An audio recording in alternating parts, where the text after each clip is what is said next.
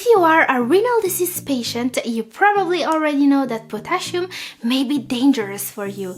Depending on your stage of CKD and your diet, you may have to avoid certain dishes and vegetables. While following the right diet is very important and should never be neglected, some limitations can seriously undermine our choice of meals. Vegetables like potatoes, sweet potatoes, beets, carrots, rutabagas, winter squash are very healthy and tasty, and there is a way to eat them without having to worry about potassium. How?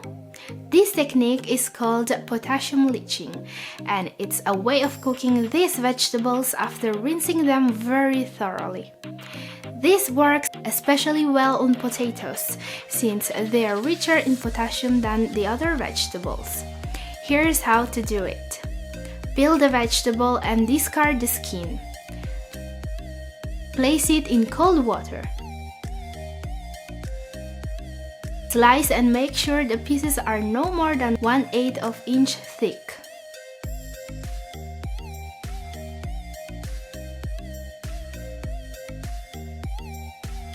Rinse the pieces in warm water.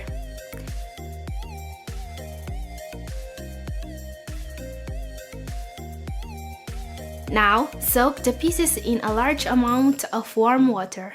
Use 10 times the amount of water compared to the amount of vegetables.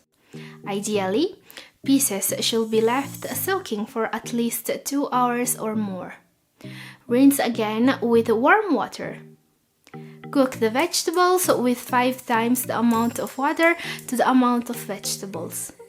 Additionally, you can remove the potatoes from the water halfway during cooking.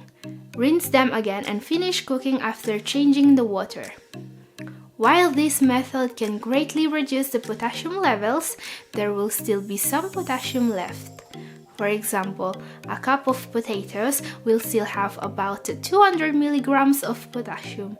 So if you have a potassium allowance, be sure to pay attention to portion control. However, compared to the 600 to 700 milligrams of potassium a cup of potatoes would have, it's still a big improvement.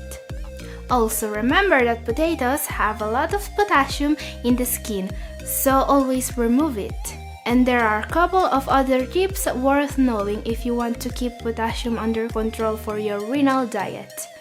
First thing, avoid salt substitutes since they are full of potassium. Then check the labels. A lot of packaged foods contain potassium in high quantities and can be dangerous. Potassium levels are not always listed, so check the ingredients if potassium is not mentioned. I've made a list of foods rich in potassium that you can download. Here it is. The download link is in description. This is all for today. If you like this video, please like and leave a comment. Thank you for watching.